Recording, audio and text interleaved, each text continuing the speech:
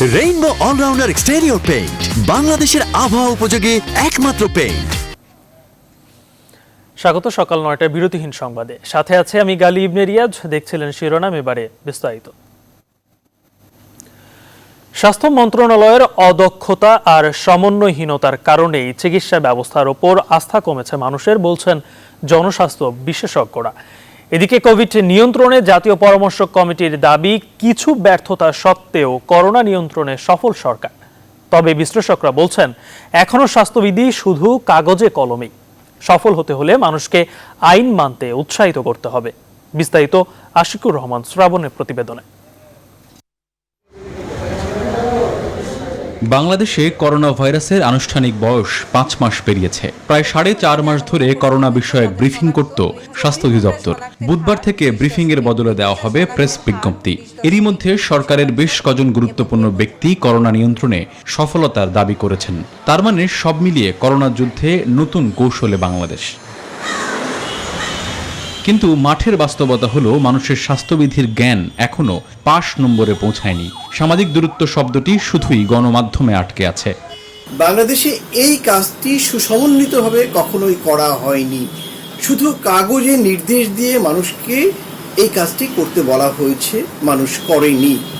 সরকারি বেসরকারি হাসপাতালগুলোতে রোগীদের উপস্থিতি আর অভিজ্ঞতা স্বাস্থ্য ব্যবস্থার উপর মানুষের আস্থাহীনতা প্রমাণ করে। বিশ্লেষকরা যার দায় দিচ্ছেন মন্ত্রণালয়ের কাঁধে। স্বাস্থ্য মন্ত্রণালয় যা চলছে, এটা তো মগের মূল্যকের মতো চলছে। এখানে কোনো ব্যবস্থা নাই, এখানে সম্পূর্ণ ভেঙে গেছে মন্ত্রণালয় এবং সম্পূর্ণ স্বাস্থ্য ব্যবস্থায় কিন্তু এখন এই অবস্থায় আছে। আস্থা তো থাকবে না, আস্থা কিন্তু আসলে এখন একেবারেই জিরোতে, কোনো আস্থাই নাই। এই বাস্তবতাতেও করোনা কালের জাতীয় পরামর্শ কমিটি সফলতার দাবি করছেন। বাস্তবতা হলো যে বাংলাদেশে কোভিড-19 এখন নিয়ন্ত্রণের পথে। তবে যেহেতু ভ্যাকসিন এখনো আবিষ্কার হয় নাই, আরো অনেকটা সময় পার করতে হবে। সেই ক্ষেত্রে আমাদের জনগণের স্বাস্থ্যবিধি মেনে চলতে হবে। তবে সবকিছুর মধ্যেও করোনা প্রতিরোধে মানুষ নিজস্ব ব্যবস্থাপনা নিয়েছে। বিশ্লেষকরা বলছেন, জীবন জীবিকার সমন্বয় করে স্বাস্থ্যবিধি মানতে, তাদের উদ্বুদ্ধ করতে উদ্যোগের অভাব এখনো আছে। মোটিভেশনটা আরো স্ট্রংলি হওয়া উচিত। রাজনৈতিক পর্যায়ে, সামাজিক পর্যায়ে আমার মনে পর্যাপ্ত হচ্ছে না, তো এটা আরো বাড়াতে হবে। এবং এই মোটিভেশন সচেতনতা বাড়ানো গেলে আমার মনে হয় মানুষের মধ্যে আরো সজাগতা বৃদ্ধি পাবে বলে আমি মনে করি। আশিকুর রহমান শ্রাবণ, নিউজ 24, ঢাকা। মঙ্গলবার প্রেসিডেন্ট ভ্লাদিমির পুতিন রাশিয়ার ভ্যাকসিনের চূড়ান্ত অনুমোদন দেওয়ার পরেই 20টি দেশ থেকে 100 কোটি ডোজ ভ্যাকসিনের অর্ডার পেয়েছে মস্কো, এমন দাবি করেছে রুশ সরকার। জানায় 500 মিলিয়নেরও বেশি ভ্যাকসিনের ডোজ উৎপাদন নিশ্চিত করতে পারবে এমন 5টি দেশের সঙ্গে অংশীদারিত্বের বিষয়ে কথা বলছে পুতিন সরকার। এমনকি এই উৎপাদন ক্ষমতা আরও বাড়ানোর পরিকল্পনা করছে তারা। দিমিত্রিভের মতে, আজ পর্যন্ত লাতিন আমেরিকা, বেশ কয়েকটি দেশ, মধ্যপ্রাচ্য এবং এশিয়ার বেশ কিছু দেশ ভ্যাকসিন কেনার বিষয়ে আগ্রহ প্রকাশ করেছে। বেশ কয়েকটি চুক্তি চূড়ান্তও হয়েছে। শুধু তাই নয়, স্নায়ুযুদ্ধের স্মৃতি ফিরিয়ে রাশিয়ার টিকার নাম স্পুটনিক 5 রাখা হয়েছে বলেও জানিয়েছে পুতিন সরকার। তবে যুক্তরাষ্ট্র বলছে, সবার আগে ভ্যাকসিন আনা মূল কথা নয়, এটি কতটা কার্যকর এবং নিরাপদ সেটাই মূল বিবেচ্য বিষয় হওয়া উচিত।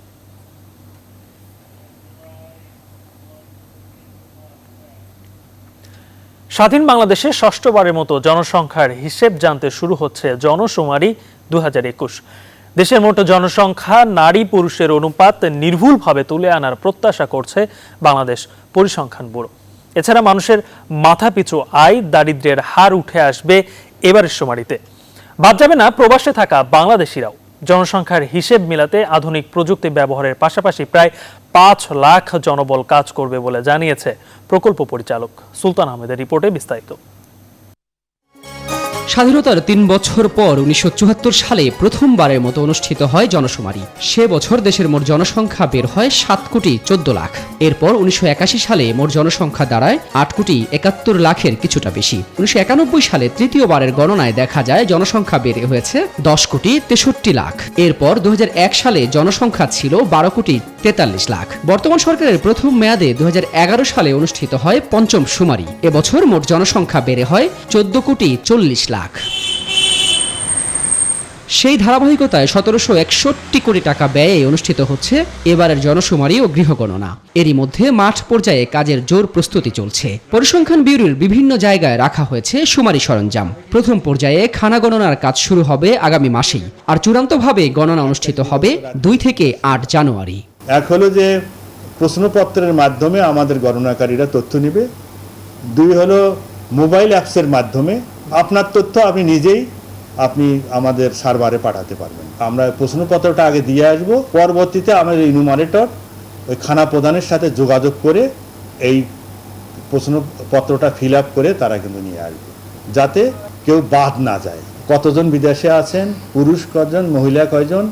করোনা নেতিবাচক প্রভাব পড়তে পারে জনশুমারিতেও। বিশেষজ্ঞরা বলছেন, মাঠ পর্যায়ে যারা কাজ করবে তাদেরকে যথাযথ প্রশিক্ষণ ও মনিটরিং করতে।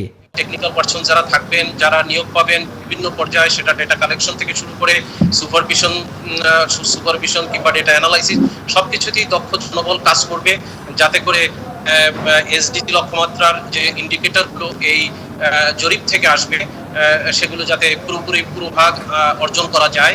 জরিপ কাজে দেশের মানুষের অংশগ্রহণের পাশাপাশি সহযোগিতাও চেয়েছে পরিসংখ্যান ব্যুরো।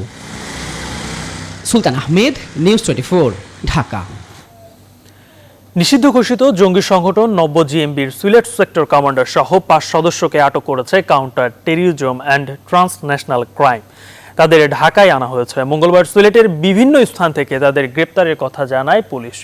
এর আগে রোববার রাতে সিলেট নগরীর মিয়াবাজারের একটি আবাসিক এলাকা থেকে নাইমুজ্জামান, সায়েম ও সাদি নামে 3 জনকে আটক করা হয়। এদের মধ্যে নাইমুজ্জামান নব্য জিএমবির সিলেট অঞ্চলের কমান্ডার বলে জানিয়েছে কাউন্টার টেররিজম ইউনিট। পরে মঙ্গলবার ভোর পর্যন্ত বাকি 2 জনকে আটক করা হয় সিলেটের বিভিন্ন এলাকা থেকে। আটক সায়েম মদন মোহন কলেজ এবং সাদি ও নাইমুজ্জামান শাহজালাল বিজ্ঞান ও প্রযুক্তি বিশ্ববিদ্যালয়ের শিক্ষার্থী।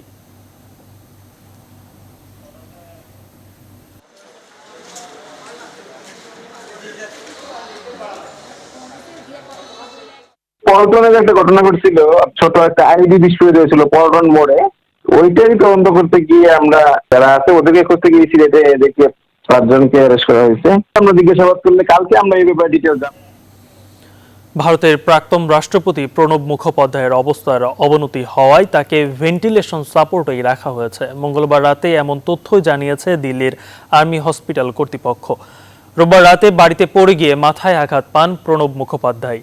পরে এতে রক্তপাত না হলেও স্নায়ু ঘটিত সমস্যা দেখা দেয় তার। এ ঘটনায় তার মস্তিষ্কে রক্ত জমাট বেঁধে যাওয়ায় সোমবার রাতেই অস্ত্রোপচার করা হয় প্রণবের।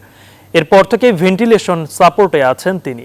তারপরও প্রণব মুখোপাধ্যায়ের ডায়াবেটিক্স রোগী এবং করোনা পজিটিভ, তাই তার উপর নজর রাখতে বিশেষজ্ঞ চিকিৎসকদের নিয়ে একটি মেডিকেল বোর্ড গঠন করেছে হাসপাতাল কর্তৃপক্ষ। এরই মধ্যে তার দ্রুত সুস্থতা কামনা করে টুইট করেছেন রাষ্ট্রপতি রামনাথ কোবিন্দ, পশ্চিমবঙ্গের মুখ্যমন্ত্রী মমতা বন্দ্যোপাধ্যায়, কংগ্রেস নেতা রাহুল গান্ধী সহ অন্যান্যরা।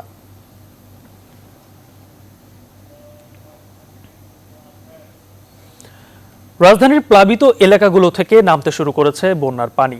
দীর্ঘ 1.5 মাস পানিবন্দী থাকার পর গত 3 দিন ধরে পানি কমতে শুরু করেছে বলে জানায় এলাকাবাসী। প্রধান সড়কগুলো থেকে পানি সরে গেলেও ক্ষতচিহ্ন রেখে গেছে প্লাবিত এলাকার রাস্তাগুলোতে। স্থানীয়রা বলছেন, এসব এলাকার কালভার্ট ও রাস্তা মেরামতের উদ্যোগ নেওয়া না হলে বন্যা পরবর্তী সময়ে জীবনযাত্রা আরও দুর্বিষহ হবে বলছেন নিম্নাঞ্চলের বাসিন্দারা। আরও জানাচ্ছেন সৈয়দ রায়হান। জোবেদা খাতুন পানিবন্দী ছিলেন প্রায় 1.5 মাস। বাড়ির উঠোন থেকে পানি সরে গেলেও রেখে গেছে ক্ষতচিহ্ন। আক্ষেপ নিয়ে বলছিলেন, তার হাতে লাগানো গাছগুলোকে মেরে ফেলেছে এবারের বন্যার পানি। কারোর গাছ ফসলগুলো পাইনালার গাছ পাইনালা হয়েছে, হেতেন শুদ্ধ আমার গাছ থাকা। শুধু জোবেদা খাতুন নয়, দক্ষিণ সিটির 75 নং ওয়ার্ড এখন প্রায় লণ্ডভণ্ড অবস্থা। এলাকার প্রধান রাস্তা সহ ঘরবাড়িগুলোতে এখন বন্যার ক্ষতগুলো অনেকটাই দৃশ্যমান। 1 মাস আমরা পুরো বাইতে ছিলাম, আজকে 2-3 দিন ধরে পানি কমছে। আমরা আজ অনেক ওই যাত্রা করতে মানুষ অনেক অসুবিধা হয়েছিল।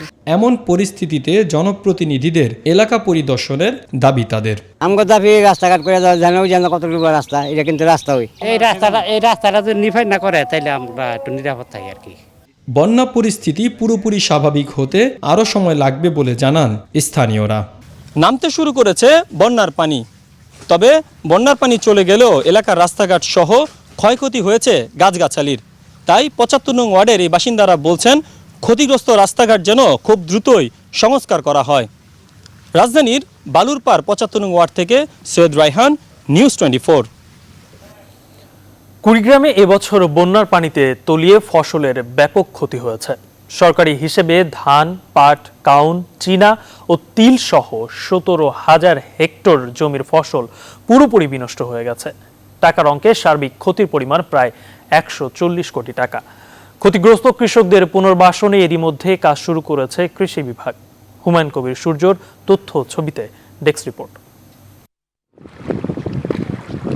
নবীনগর ধারারগাঁও সড়কটি সুনামগঞ্জ শহরের সাথে যোগাযোগ স্থাপনের একমাত্র মাধ্যম। সাম্প্রতিক সময়ে টানা বর্ষণ ও পাহাড়ি ঢলে সড়কটি ভেঙে যায়, ফলে নৌকা দিয়ে এলাকাবাসীকে শহরে আসা যাওয়া করতে হচ্ছে। এতে দুর্ভোগে পড়েছেন সদর উপজেলার সুরমা, জাহাঙ্গীরনগর ও রমারচর ইউনিয়নের লক্ষাধিক মানুষ।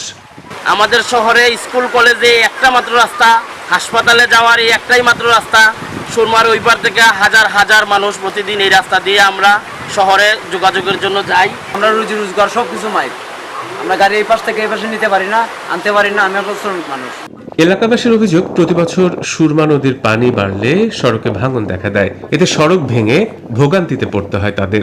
আমরা নিজেরা চেষ্টা করিয়া এই আপনার হাত পা দিছি বা অনুরোধ এই রাস্তাটা তাড়াতাড়ি যাতে মেরামত করা হয়। ৩ দফা বন্যায় সুনামগঞ্জের ১১টি উপজেলার রাস্তাঘাটের ব্যাপক ক্ষয়ক্ষতি হয়েছে জানিয়ে পদক্ষেপ গ্রহণের আশ্বাস দিলেন এলজিডি কর্মকর্তা।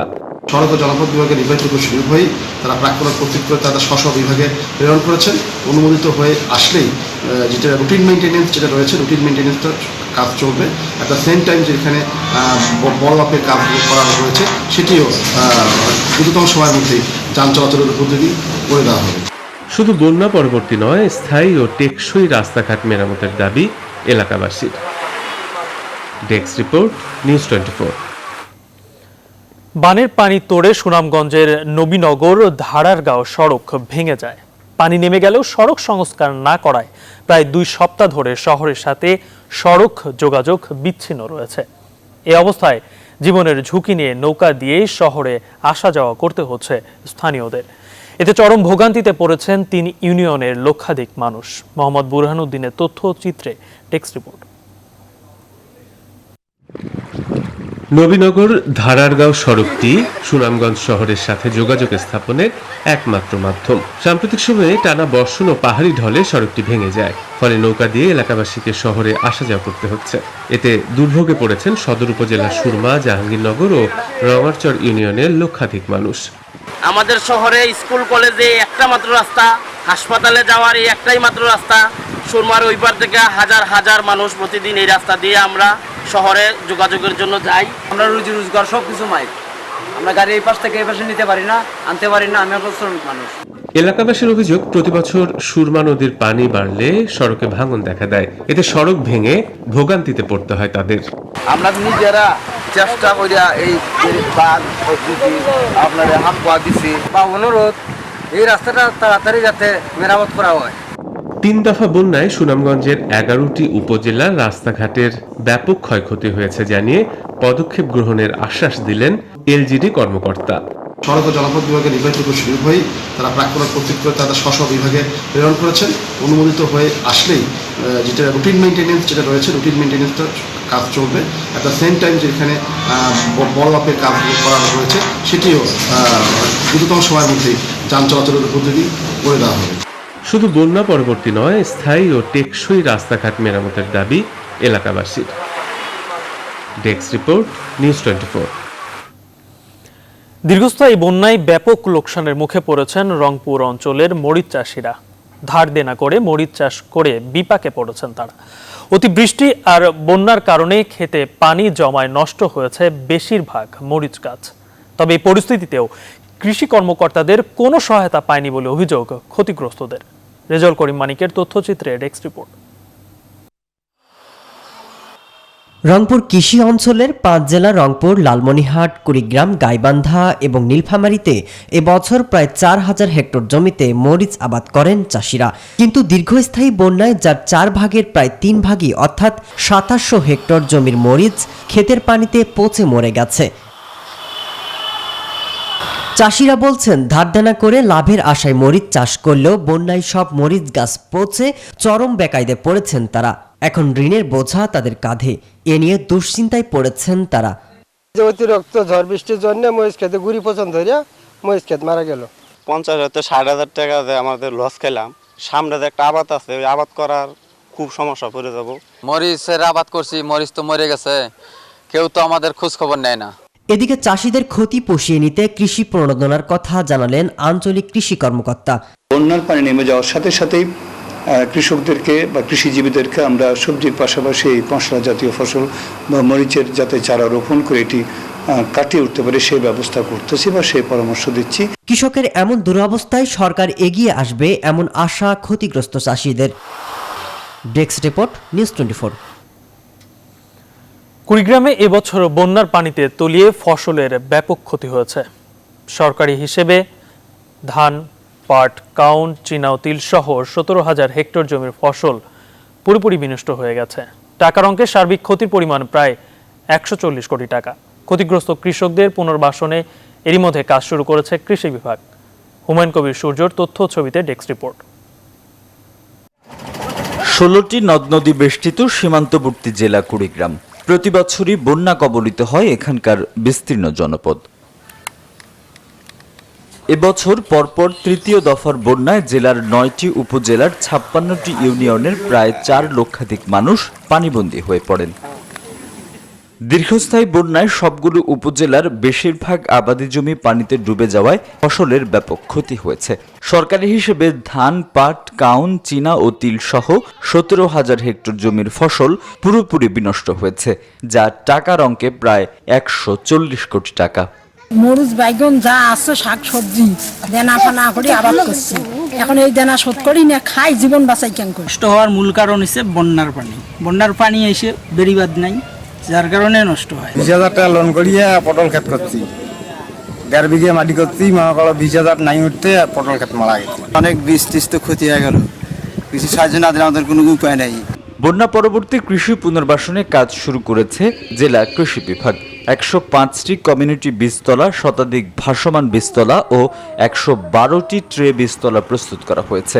এখানে উৎপাদিত ফসলের চারা পর্যায়ক্রমে ক্ষতিগ্রস্ত কৃষকদের মাঝে বিতরণ করা হবে। ইউনিয়ন ভিত্তিক 105 একর জমিতে আমরা আপাতকালীন বীজতলা, কমিউনিটি বীজতলা করব এবং এই কমিউনিটি বীজতলা করে আমরা কৃষকদের কাছে বিনামূল্যে চারা বিতরণ করা কর্মসূচি নেওয়া হয়েছে। তবে সব এলাকা থেকে বন্যার পানি না নামায় সার্বিক ক্ষয়ক্ষতি নিরূপণে আরও কিছু সময় লাগবে বলেও জানান তিনি। Desk report, news 24। Joypurhat Akkelpur সড়ক সংস্কার কাজে ধীরগতির কারণে দুর্ভোগে লক্ষাধিক মানুষ। স্থানীয়দের অভিযোগ, ঠিকাদারি প্রতিষ্ঠান এবং সড়ক ও জনপদ বিভাগের উদাসীনতার কারণে নির্ধারিত সময় শেষ হওয়ার পরও কাজ হয়েছে মাত্র 56%। প্রশস্তকরণের নামে সড়কের পিচ ঢালাই তুলে ফেলা হলেও দীর্ঘদিনেও কাজ সম্পন্ন না হওয়ায় সড়কে গর্তের সৃষ্টি হয়েছে। এ অবস্থায় 18 কিলোমিটার সড়কের 12 কিলোমিটারই যানবাহন চলাচলের অনুপযোগী হয়ে পড়েছে। আলমগীর চৌধুরী তথ্যচিত্রে ডেস্ক রিপোর্ট। জয়পুরহাট আক্কেলপুর সড়কের 18 কিলোমিটার উন্নয়ন ও প্রশস্তকরণ কাজ সম্পন্ন হওয়ার নির্ধারিত সময় ছিল গেল বছরের 26 আগস্ট পর্যন্ত। তবে নির্ধারিত সময়ে কাজ শেষ না হওয়ায় 2 দফা মেয়াদ বাড়িয়ে চলতি বছরের 15 জুন পর্যন্ত কাজের সময়সীমা নির্ধারণ করা হয়। তবে সে সময় পার হলেও কাজের অগ্রগতি হয়েছে মাত্র 56%। স্থানীয়দের অভিযোগ, সড়ক ও জনপদ বিভাগের কর্তব্যে অবহেলার সুযোগে ঠিকাদারি প্রতিষ্ঠান কাজ করছে ইচ্ছামাফিক ধীরগতিতে। প্রস্তুতকরণের নামে সড়কের পিচ ঢালাই তুলে ফেলা হলেও দীর্ঘদিনেও ওই কাজ সম্পূর্ণ না হওয়ায় সড়কে গর্তের সৃষ্টি হয়েছে। এই পরিস্থিতিতে যানবাহন চলাচলের অযোগ্য হয়ে পড়েছে এই সড়ক। এতে প্রায়ই ঘটছে দুর্ঘটনা। এই রাস্তাটা নিয়ে এতটাই ভোগান্তিতে হচ্ছে যে কোনো একটা গাড়ি যাবে বা হবে এরকম কোনো সিচুয়েশন নাই। 2 দিনে একদিন পর পরে পাতি ভাঙতেছে, গাড়ির বিয়ারিং ভাঙতেছে। দ্রুত রাস্তার কাজটা সমাধা করে এলাকাবাসীর যে দুর্ভোগের শিকার সেখান থেকে তাদেরকে মুক্তি দেওয়া। সংশ্লিষ্টরা বলছেন কাজ দ্রুত শেষ করার জন্য ঠিকাদারি প্রতিষ্ঠানকে নোটিশ পাঠানো হয়েছে।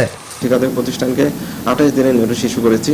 28 দিনের ভিতরে যদি তারা এই ভিটিমিনাস কাজ অর্থাৎ ফিনিশিং কাজ করে না দেয় তাহলে আমরা চুক্তিবাদের ব্যবস্থা নেব এবং নতুন ঠিকাদার নিয়োগ করে বাকি কাজ সম্পন্ন করব। জয়পুরহাট আক্কেলপুর 18 কিলোমিটার সড়ক সংস্কারের ব্যয় ধরা হয়েছে 28 কোটি টাকা। Desk report, news 24। রাষ্ট্রায়ত্ত পাটকলে দক্ষ ব্যবস্থাপনা কাঠামো তৈরি, লোকসানের কারণ চিহ্নিত করা ও প্রশাসন বাতিলের দাবি জানিয়েছে খুলনা পাটকল রক্ষায় সম্মিলিত নাগরিক পরিষদ। একই সাথে মিলগুলোর বিরাষ্ট্রীকরণের সিদ্ধান্ত বাতিলের আহ্বান জানিয়ে কর্মসূচি ঘোষণা করা হয়েছে। এদিকে সরকারি ব্যবস্থাপনায় পাটকল পরিচালনা ও দক্ষ ব্যবস্থাপনা কাঠামো তৈরি সহ 9 দফা সুপারিশের কথা জানিয়েছেন বিশ্লেষকরা। শামসুজ্জামান শাহিনের তথ্যচিত্রে ডেস্ক রিপোর্ট। পাটকলগুলোতে অব্যাহত লোকসানের কথা বলে গত 2 জুলাই একই সাথে দেশের 25টি রাষ্ট্রায়ত্ত পাটকল বন্ধ ঘোষণা করা হয়। পাশাপাশি শ্রমিকদের গোল্ডেন হ্যান্ডশেকে চাকরি থেকে অব্যাহতি ও পিপিপির মাধ্যমে পাটকল পুনরায় চালুর কথাও বলা হয়। তবে নাগরিক সংগঠনের নেতারা বলছেন বেসরকারীকরণের আগে মিলগুলোতে কেন লোকসান হচ্ছে তার কারণ চিহ্নিত হওয়া প্রয়োজন। তাদের দাবি, অতীতে যেসব কারখানা বিরাষ্ট্রীকরণ করা হয়েছে তার একটিও চলেনি। রাষ্ট্রায়ত্ত পাটকল পিপিপিতে চালানোর সিদ্ধান্তে লুটপাটের আরেকটি ক্ষেত্র তৈরি হবে। মাথাবাড়ি প্রশাসন দিল, একজন ফ্লোর ইনচার্জের বেতন হলো 40,000 টাকা আর আমার বেতন হলো 200 টাকা, 250 টাকা। আমি মেশিনের সাথে যুদ্ধ করি আসে ঘুরে ঘুরে দেখে। আজকে যে বিপুল জুটবি, আজকে নিউজপি বা অন্যান্য যে পিপিতে গেছে সে একই অবস্থা হবে। সুতরাং এইটা কিন্তু আমাদের খালি হালিশপুরের শ্রমিকদের না, এটা দেশের জাতীয় সম্পদ, জনগণের সম্পদ। এটা রক্ষা করতে হবে জনগণের স্বার্থে। মঙ্গলবার খুলনা প্রেস ক্লাবে বিভিন্ন নাগরিক সংগঠনের মতবিনিময় সভায় অর্থনীতিবিদরা মন্তব্য করেন, মিলগুলো বন্ধ নয় বরং আধুনিকায়ন করলে লাভ করা সম্ভব। আপনি যদি এটাকে নতুনত্ব অবস্থায় নিয়ে যান, এর যদি আপনি আধুনিকীকরণ করেন, মডার্নাইজেশন করেন, তাহলে দরকার 1200 কোটি টাকা। তাহলে 4 ভাগের 1 ভাগ টাকায় যেটাকে আপনি আধুনিকীকরণ করে দেশের একটা শিল্পকে আপনি প্রবাহমান ধারায় উন্নীত করতে পারেন, সেই ক্ষেত্রে আপনি সেই ধারার বিকল্পে কেন 5000 কোটি টাকা দিতে যাচ্ছেন? প্রতিটি মিলের স্থানীয় ব্যবস্থাপনাকে শক্তিশালী করে তাদেরকে লাভ লোকসানের জন্য দায়বদ্ধ করার দাবি জানিয়েছেন নাগরিক নেতারা। প্রাইভেট সেক্টর যখন পাট কেনে তখন কিন্তু সরকারি সেক্টরগুলো পাট কিনতে পারে না। বিজিএমসি যখন অনুমতি দেয় তখন দেখা যাচ্ছে ভালো পাট বিক্রি হয়ে যায়। সুতরাং এই যে দুরবস্থা এবং এই যে পাটস আমদানির থেকে নানান ধরনের কিন্তু দুর্নীতি কিন্তু মিলগুলো আছে, তো ওই জায়গাটাকে সরকারকে কাজ করতে হবে। রাষ্ট্রায়ত্ত পাটকল বিরাষ্ট্রীকরণের সিদ্ধান্ত বাতিলের দাবিতে 16 আগস্ট খুলনার আটরা শিল্পাঞ্চলে ও 17 আগস্ট খালিশপুর এলাকায় শ্রমিকদের পদযাত্রা কর্মসূচি ঘোষণা করেছে নাগরিক সংগঠনগুলো। Desk report, news 24। করোনার কারণে ইতিমধ্যেই দেশের পর্যটন শিল্পে 1000 কোটি টাকার বেশি ক্ষতি হয়েছে, এমন দাবি tour operators association of Bangladesh টোয়াবের। করোনাকাল না কাটায় এর পরিমাণ প্রতিদিনই বাড়ছে। এদিকে স্বল্প সুদে পর্যটন ব্যবসায়ীদের ঋণ দেওয়ার যে ব্যবস্থা করেছিল সরকার, সংশ্লিষ্টরা তা পাচ্ছে না বলে অভিযোগ রয়েছে। সংকট কাটাতে প্রতিবেশী দেশগুলোর সাথে সমন্বিত পর্যটন ব্যবস্থা গড়ে তোলার উপরও জোর দিচ্ছেন বিশেষজ্ঞরা। অন্তরা বিশ্বাসের প্রতিবেদন। প্রকৃতির অপরূপ সৌন্দর্যের আধার বাংলাদেশ। পাহাড়ের নিস্তব্ধতা, গহীন অরণ্য, সমুদ্রের গর্জন বরাবরই টানে ভ্রমণ পিপাসুদের। প্রতি বছরই ঘুরতে আসেন অগণিত পর্যটক। তবে 2020 সাল একেবারেই অন্যরকম। করোনা মহামারী বাধ সেধেছে পর্যটকদের ভ্রমণে। ভয়াবহ ক্ষতির মুখে পর্যটন শিল্প। Tour operators association of Bangladesh টোয়াবের হিসাবে অন্তত 40 লাখ পর্যটন সংশ্লিষ্ট পেশাজীবী জীবিকা নিয়ে রয়েছে অনিশ্চয়তায়। 3 মাসে 689 সদস্যের ক্ষতির হিসাব করেছে টোয়াব। পর্যটকদের বিদেশ থেকে বাংলাদেশে আসতে না পারায় আন্তঃমুখী ক্ষতি হয়েছে 186.25 কোটি টাকা। আর দেশের বাইরে যেতে না পারায় বহির্মুখে ক্ষতি হয়েছে 339.98 কোটি টাকা। এছাড়াও আভ্যন্তরীণ ক্ষতি, টিকিট বেচাকেনার ক্ষতি, অফিস ভাড়া, কর্মীদের বেতন ও অন্যান্য খাত মিলিয়ে 3 মাসের ক্ষতির পরিমাণ 1000 কোটি টাকার উপরে। January to December of that means 2020 পুরো বছরব্যাপী আমাদের ক্ষতি পরিমাণ হবে পর্যটন শিল্পে 5,700 কোটি টাকা। কোরবানির ঈদের সময় অনেক পর্যটন কেন্দ্র খুলে দেওয়া হয়েছে, তাতেও খুব বেশি লাভের মুখ দেখেননি পর্যটন সংশ্লিষ্টরা। সহজ শর্তে 4.5% হারে ঋণের ব্যবস্থা করেছে। কোন প্রতিষ্ঠান, কোন অর্গানাইজেশন যদি ইচ্ছা করে তাহলে আমাদের সুনির্দিষ্ট কয়েকটা ব্যাংক থেকে এই টাকাটা কিন্তু গ্রহণ করতে পারে। ওই সুযোগটুকু আমরা গ্রহণ করতে পারি, এই পর্যন্ত কোনো মেম্বারই এনজয় করতে পারেনি। পর্যটন খাতের এই ক্ষতি কাটিয়ে উঠতে 2 বছরেরও বেশি সময় লেগে যেতে পারে বলে মনে করছেন ব্যবসায়ীরা। আঞ্চলিকভাবে আমাদের পার্শ্ববর্তী যে সকল দেশ আছে সেই দেশগুলোর সাথে সমন্বয় করে আমাদের পর্যটনটাকে বিকশিত করতে হবে। ইন্ডিয়া, নেপাল, শ্রীলঙ্কা, ভুটান এবং এদের সাথে সমন্বয় করে আমরা যদি পর্যটনটাকে, বিদেশি টুরিস্টদেরকে আমরা সেখানে আমন্ত্রণ জানাতে পারি, আমার মনে হয় যে বাংলাদেশের পর্যটনকে একটা নতুন মাত্রা যোগ হতে পারে। The world travel and tourism কাউন্সিলের তথ্য অনুযায়ী পর্যটন শিল্পের অন্তত 5 কোটি মানুষ কাজ হারানোর ঝুঁকিতে রয়েছেন। সরকারি ও বেসরকারি ক্ষেত্রের পর্যটন সংশ্লিষ্ট সকলের সম্মিলিত প্রচেষ্টার ফলেই এই পর্যটন খাতকে আবারও চাঙ্গা করে তোলা সম্ভব বলে মনে করছেন পর্যটন সংশ্লিষ্টরা। তবে করোনার এই মহামারী দ্রুত না গেলে এই পর্যটন শিল্পকে আগের অবস্থায় আনা খুব কঠিন হবে বলে মনে করছেন তারা। অন্তরা বিশ্বাস, নিউজ 24, ঢাকা। বাংলাদেশেও হতে যাচ্ছে বায়োটেক পণ্য উৎপাদন। সেই লক্ষ্যেই অরিক্স বায়োটেক লিমিটেডকে বঙ্গবন্ধু হাইটেক সিটিতে 25 একর জমি বরাদ্দ দিয়েছে তথ্য প্রযুক্তি বিভাগ। মঙ্গলবার সকালে এক অনুষ্ঠানে hitech park summit group Orix biotech লিমিটেডের মধ্যে ত্রিপাক্ষীয় চুক্তি স্বাক্ষরিত হয়। রিশাদ হাসান জানাচ্ছেন বিস্তারিত। মানবদেহের প্লাজমা থেকে তৈরি হয় বায়োটেক পণ্য। HIV, এইডস, ক্যান্সার সহ বিভিন্ন রোগের চিকিৎসায় বায়োটেক ওষুধ এখন বহুল ব্যবহৃত। বাংলাদেশেও উৎপাদিত হতে যাচ্ছে বায়োটেক পণ্য। অরিক্স বায়োটেক লিমিটেড কালিয়াকৈরের বঙ্গবন্ধু হাইটেক সিটিতে তৈরি করবে বায়োটেক প্ল্যান্ট, যেই প্ল্যান্ট বছরে 1200 টন প্লাজমা বিশ্লেষণ করতে সক্ষম। মঙ্গলবার সকালে রাজধানীর আইসিটি টাওয়ারে এ বিষয়ে একটি দ্বিপাক্ষীয় চুক্তি স্বাক্ষরিত হয়। অনুষ্ঠানে বিশেষ অতিথি হিসেবে উপস্থিত ছিলেন বিদ্যুৎ, জ্বালানি ও খনিজ সম্পদ প্রতিমন্ত্রী নসরুল হামিদ। এই প্রকল্পে নিরবচ্ছিন্ন বিদ্যুৎ সরবরাহের কথা জানান তিনি। In this journey of digital Bangladesh, Ministry of Power, Energy and Mineral Resources has always played an important role. On this occasion, I express my most sincere commitment to ensure uninterrupted and quality electricity in the infrastructure of ICT division projects. এই প্রকল্প বাস্তবায়ন হলে দেশে বিনিয়োগ হবে $300 million, সাথে তৈরি হবে 2000 মানুষের কর্মসংস্থান, বলেন তথ্য প্রযুক্তি প্রতিমন্ত্রী। 2023 সালের মধ্যে আমাদের আরও 2000 নতুন করে কর্মসংস্থান তৈরি হবে এবং শুধু অরিক্স নয়, অরিক্সের এই বিনিয়োগটি আরও দেশি বিদেশি বিনিয়োগকারীদেরকে উৎসাহিত করবে। প্রস্তাবিত বিনিয়োগের $300 মিলিয়ন ভেতরে এরই মধ্যে $10 মিলিয়ন বিনিয়োগ করছে অরিক্স বায়োটেক। রিশাদ হাসান, নিউজ 24, ঢাকা। ধামরা এলাকার জলাবদ্ধতার খবর জানাতে যোগ দিচ্ছেন সহকর্মী নাজমুল হুদা। নাজমুল, ঢাকা শহরের নিম্নাঞ্চলের কিন্তু পানি কিন্তু কমতে শুরু করেছে, তো এই সাথে সাথে কিন্তু মানুষের কিন্তু দুর্ভোগ কিন্তু বাড়া শুরু হয়েছে। তো সাভারের বন্যা পরিস্থিতির সর্বশেষ কি তথ্য আছে আপনার কাছে?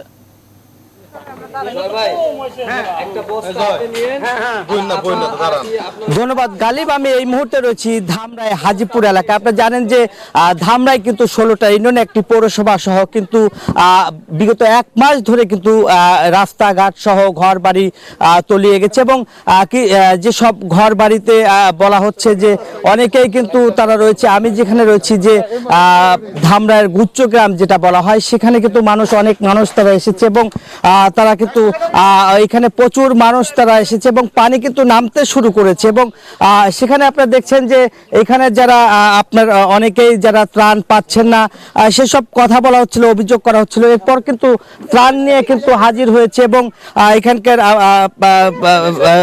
ধামরা নির্বাহী কর্মকর্তা রয়েছেন এবং মাননীয় মন্ত্রীর নির্দেশেই কিন্তু এখানে ত্রাণ সহযোগিতা নিয়ে তারা এসেছেন। এর মধ্যে ত্রাণগুলি নিয়ে আমি দেখছেন যে তারা এসেছে এবং ত্রাণ সহযোগিতার কথা বলা হচ্ছে। আপনাদের সাথে একটু কথা বলতে চাই যে এই মুহূর্তে আপনারা এসেছেন, তো নৌকা নিয়ে এসেছেন ত্রাণ দেওয়ার জন্য, ত্রাণ কি দিয়েছেন কিনা? আমরা ত্রাণ অলরেডি দেওয়া শুরু করেছি এবং এমপি মহোদয় আমাদের নির্দেশনা দিয়েছেন যে ত্রাণ সুষ্ঠুভাবে দেওয়ার জন্য, এবং আমাদের মাননীয় প্রধানমন্ত্রীকে নিউজ 24 থেকে ধন্যবাদ জানাচ্ছি যে ধামরাইতে 150 টন মাননীয় প্রধানমন্ত্রী ত্রাণটা দিয়েছেন এবং হলো মাননীয় প্রধানমন্ত্রী নির্দেশনা অনুযায়ী আমাদের এমপি মহোদয় বীর মুক্তিযোদ্ধা আলহাজ বেনজির আহমেদ আমাদের সহ উপজেলা চেয়ারম্যান, ভাইস চেয়ারম্যান, চেয়ারম্যান বৃন্দ, ইউনো মহোদয়, মেয়র সহ আমাদের সার্বিক নির্দেশনা দিয়েছেন সুষ্ঠুভাবে প্রতিটা এরিয়াতে ত্রাণ দেওয়ার জন্য, যারা বন্য দুর্গত আছে তাদের দেওয়ার জন্য। অনেক ধন্যবাদ আপনাকে। যেমনটা আসলে বলছিলেন যে তারা আসলে ত্রাণ পেয়েছে, আপনার সাথে একটু কথা বলতে চাই। কালকে কিন্তু আপনি বলেছেন কোনো ত্রাণ পাইনি, আজকে কি ত্রাণ পেয়েছেন কিনা? পেয়েছি, পাইয়া হেলা বলবো নাকে আর না পাই কোনকে না এ গেছিল না না না কেউ কয় না, একটা লোক ওখানে খালি কয় কি বলে এ না ও না ও কেউ কয় না। অনেক ধন্যবাদ। যেমনটা আসলে বলছেন যে তারা আসলে ত্রাণ পাওয়ার পর অনেকেই খুশি এবং না পাওয়ার যে বেদনাটা সেটা আপনারা জানেন। আমি আপনার সঙ্গে একটু কথা বলতে চাই। ধামরাই যে উপজেলা নির্বাহী কর্মকর্তা, তার সঙ্গে আপনারা এসেছেন, ত্রাণ সহযোগিতা দিচ্ছেন, অনেকেই বলছে সুষ্ঠুভাবে বন্টন করা হচ্ছে না, জনপ্রতিনিধিরা দিচ্ছে না, স্বয়ং আপনি নিজে এসেছেন ত্রাণ দেওয়ার জন্য, সব মিলে কি সবাই কি ত্রাণ পাচ্ছে কিনা? আমরা ইতিমধ্যেই যে পরিমাণ ত্রাণ পেয়েছি তা আমরা ইতিমধ্যে আমাদের 16টি ইউনিয়ন, যেহেতু 16টি ইউনিয়নের প্রত্যেকটি ইউনিয়নে বন্যা প্লাবিত হয়েছে, আমরা প্রত্যেকটি ইউনিয়ন সমভাবে এটি জনসংখ্যার ভিত্তিতে বন্টন করে দিয়েছি। এরই কার্যক্রম হিসেবে আমরা আজকে এই ধামরাই সদর ইউনিয়নে আমাদের যে হাজিপুর গুচ্ছগ্রামে 41টি পরিবার আছে তাদেরকে আমরা আজকে আমাদের মাননীয় প্রধানমন্ত্রী শেখ হাসিনার উপর 16 কেজি করে খাদ্য সামগ্রী বিতরণ করছি। অনেক ধন্যবাদ আপনাকে। যেমনটা আসলে বলছিলেন তারা আসলে পর্যায়ক্রমে সবাইকে ত্রাণ দিবে বলে জানিয়েছেন। ত্রাণের জন্য অনেকেই কিন্তু এখানে হাহাকার করছে এবং দীর্ঘদিন ধরে কিন্তু তারা ত্রাণ পাচ্ছে না বলে অভিযোগ করছে, এবং সেই মানুষগুলো আমরা একটু দেখাতে চাই আপনাদেরকে যে তারা আসলে এই গ্রামে যেগুলো এখন সড়ক পথ ছিল সেটা এখন নৌপথ হয়েছে, এবং মানুষগুলো কিন্তু আপনি দেখছেন খাবার পানি, বিশুদ্ধ পানি এবং তাদের যে আসলে পানিবাহী রোগ সেটা কিন্তু এখন এই মুহূর্তে নতুন করে ধারণ করেছে, যার ফলে আসলে পানি তাদেরকে সংগ্রহ করতে হয় অনেক দূর দূরান্ত থেকে, এবং নৌকা দিয়ে তারা কিন্তু বিশুদ্ধ পানি সংগ্রহ করছে এবং পানি না পাওয়ারও কিন্তু সংকট রয়েছে এইখানকার বানবাসী মানুষের। এই ছিল ধামরাইয়ের বন্যার সর্বশেষ খবর। চলে যাচ্ছে এখন স্টুডিওতে আপনার কাছে গালিব। নাজমুল হুদা, আপনাকে ধন্যবাদ। দর্শক, সাভারের ধামরাই এলাকার বন্যা পরিস্থিতির সবশেষ খবর জানাচ্ছিলেন সহকর্মী নাজমুল হুদা। এবারে আন্তর্জাতিক।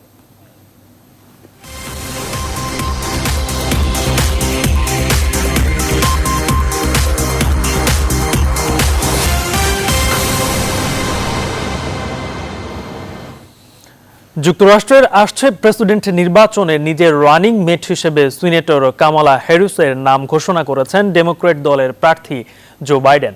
এর মধ্য দিয়ে তিনি মার্কিন প্রেসিডেন্ট নির্বাচিত হলে তার ভাইস প্রেসিডেন্ট হবেন 55 বছর বয়সী কামালা।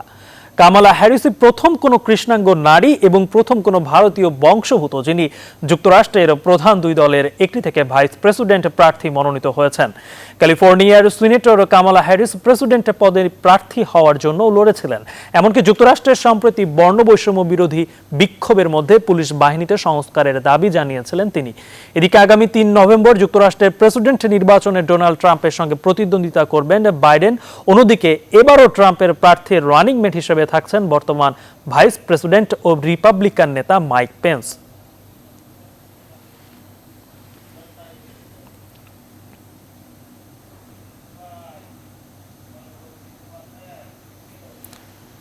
লেবাননের তীব্র জনরোষের মুখে দেশটির প্রধানমন্ত্রীর পদত্যাগের পর নতুন মন্ত্রিসভা গঠন না হওয়া পর্যন্ত দিয়াব সরকারকেই তত্ত্বাবধায়ক সরকার হিসেবে দায়িত্ব নেওয়ার অনুরোধ করেছেন প্রেসিডেন্ট মিশেল আউন।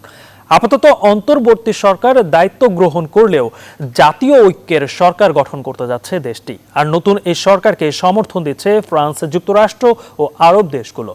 বিস্ফোরণের আগে এর সম্ভাব্যতা নিয়ে গেল জুলাই মাসেই লেবাননের প্রধানমন্ত্রী এবং প্রেসিডেন্টকে সতর্ক করা হয়েছিল। এদিকে ক্ষতিগ্রস্ত লেবাননের সহায়তায় আন্তর্জাতিক সম্প্রদায়কে এগিয়ে আসার আহ্বান জানিয়েছে জাতিসংঘ।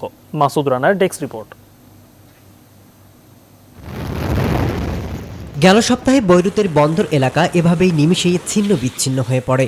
সম্ভাব্য বিস্ফোরণ নিয়ে গেল জুলাই মাসেই লেবাননের প্রধানমন্ত্রী এবং প্রেসিডেন্টকে সতর্ক করা হয়েছিল। বিস্ফোরকের ওই গুদামে ভয়াবহ বিস্ফোরণে 220 জন মানুষের মৃত্যু এবং 6000-এর বেশি মানুষ আহত হয়। দেশটির দুর্নীতি, অকার্যকর শাসন ব্যবস্থার যে সংকট চলে আসছে তারই সর্বশেষ পরিণতি হিসেবে দেখছেন বিস্ফোরণের ঘটনাকে। সোমবার রাস্তায় রাস্তায় সরকার বিরোধী বিক্ষোভ হয়েছে। পুলিশের সঙ্গে বিক্ষোভকারীর ঘটেছে সংঘর্ষের ঘটনা। রাজপথে এমন অবস্থার মুখে সোমবার সন্ধ্যায় পদত্যাগের ঘোষণা দেন প্রধানমন্ত্রী হাসান দিয়াব। এই ঘোষণার পর প্রেসিডেন্ট মিশেল আউশ নতুন একটি মন্ত্রিসভা গঠন না করা পর্যন্ত দিয়াব সরকারকে তত্ত্বাবধায়ক হিসেবে থাকার অনুরোধ করেছেন। গেল জানুয়ারিতে ইরান সমর্থিত প্রভাবশালী হিজবুল্লাহ গোষ্ঠী এবং এর মিত্রদের সমর্থন নিয়ে লেবানন মন্ত্রিসভা গঠিত হয়েছিল। তবে এবার জাতীয় ঐক্যের সরকার গঠন করতে যাচ্ছে লেবানন। নতুন এই সরকারকে সমর্থন দিয়েছে ফ্রান্স, যুক্তরাষ্ট্র, আরব দেশগুলো। ভয়াবহ বিস্ফোরণে এর মধ্যে ধ্বংসস্তূপে পরিণত হয়েছে লেবাননের রাজধানী ও বৈরুত নগরী। বিস্ফোরণে দেশটির জাতীয় খাদ্য গুদাম ধ্বংস হয়ে গেছে। এরই মাঝে লেবাননের পাশে দাঁড়িয়েছে বেশ কয়েকটি দেশ। তবে ক্ষতিগ্রস্ত লেবাননের সহায়তায় আন্তর্জাতিক সম্প্রদায়কে এগিয়ে আসার আহ্বান জানিয়েছে জাতিসংঘ। মাসুদ রানা, নিউজ 24। বিদেশি শক্তির সঙ্গে হাত মেলানোর অভিযোগে বিতর্কিত নিরাপত্তা আইনের আওতায় হংকংয়ের মিডিয়া ব্যক্তিত্ব টাইকুন জিমি লাইকে গ্রেপ্তারের পর সরকারের বিরুদ্ধে লড়াই চালানোর ঘোষণা দিয়েছে তার মালিকাধীন ট্যাবলয়েড পত্রিকা অ্যাপেল ডেইলি। এদিকে লায়ের আটকের ঘটনায় চীনের কঠোর সমালোচনা করেছে যুক্তরাষ্ট্র। একই ইস্যুতে গভীর উদ্বেগ প্রকাশ করেছে জাপানও। সাজিয়া ইসলামের ডেস্ক রিপোর্ট। বিদেশি শক্তির সঙ্গে হাত মেলানোর অভিযোগে সোমবার গ্রেফতার করা হয় হংকংয়ের প্রভাবশালী মিডিয়া ব্যক্তিত্ব জিমি লাইকে। এর একদিনের মাথায় পত্রিকার প্রথম পাতায় লাইয়ের আটকের ছবি সংযুক্ত করে সরকারের বিরুদ্ধে লড়াই চালানোর ঘোষণা দিয়ে সংবাদ প্রকাশ করেছে অ্যাপেল ডেইলি। এ খবর প্রকাশের পরপরই হংকংয়ের জনসাধারণ পত্রিকার দোকানগুলো থেকে অ্যাপেল ডেইলি পত্রিকাটি লাইন ধরে কিনেছে। বিক্রেতারা জানিয়েছে মঙ্গলবার অল্প সময়ের মধ্যেই হংকংয়ের জনপ্রিয় পত্রিকাটির বিক্রি শেষ হয়ে গেছে। পত্রিকার পক্ষ থেকে জানানো হয়েছে গণমাধ্যমটির মালিক গ্রেফতারের পর তারা 50,000-এর বেশি কপি ছাপিয়েছে। এদিকে লাইকে গ্রেফতারের ঘটনায় নিন্দা প্রকাশ করে কনজারভেটিভ পলিটিক্যাল অ্যাকশন কনফারেন্সে মার্কিন পররাষ্ট্রমন্ত্রী মাইক পম্পেও বলেন, এ ঘটনা ইঙ্গিত করে চীন অপ্রত্যাশিতভাবে হংকংয়ের ব্যাপারে তার অবস্থান পরিবর্তন করছে। হংকংয়ে যা দেখেছি সে ব্যাপারে আমি আশাহত। জিমি লাই একজন দেশপ্রেমিক, তিনি হংকংয়ের মানুষের ভালো চান। একই ঘটনায় উদ্বেগ প্রকাশ করে জাপানের মন্ত্রিপরিষদের প্রধান ইয়োশিদি সুগা বলেন, হংকংয়ের শান্তি বজায় রাখতে গণতান্ত্রিক পন্থায় কাজ করতে হবে। চলতি বছরের ফেব্রুয়ারিতেও জিমি লাইকে অবৈধ আতাতের অভিযোগে গ্রেফতার করা হলেও জামিনে মুক্তি পান তিনি। সাজিয়া ইসলাম, নিউজ 24। খেলার খবর আবারও ঘোষিত হলো বাংলাদেশ ফুটবল ফেডারেশন নির্বাচনের তারিখ। নতুন সিদ্ধান্ত অনুযায়ী আগামী 3 অক্টোবর নির্বাচনের সিদ্ধান্ত নিয়েছে বাফুফে নির্বাহী কমিটি। রাজধানীর একটি অভিজাত হোটেলে আয়োজিত হবে এই নির্বাচন। কাজী মোহাম্মদ সালাউদ্দিনের তৃতীয় দফায় নেতৃত্ব দিচ্ছেন বাফুফেকে। বাংলাদেশ ফুটবলের এই লিজেন্ড এবারও আছেন নির্বাচনের মাঠে। প্রথম দফায় 20 এপ্রিল নির্বাচনের কথা থাকলেও করোনা ভাইরাস মহামারীতে ভেস্তে যায় সব আয়োজন।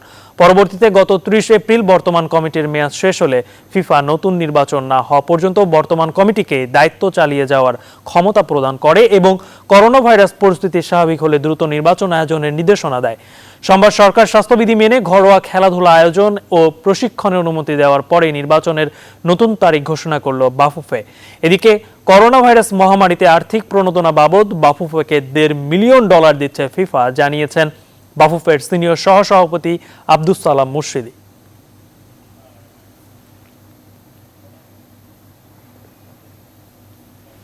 3 অক্টোবর স্যাটারডে, শনিবার সোনারগাঁ প্যান প্যাসিফিক সোনারগাঁ হোটেলে আমাদের সাধারণ সভা অনুষ্ঠিত হবে।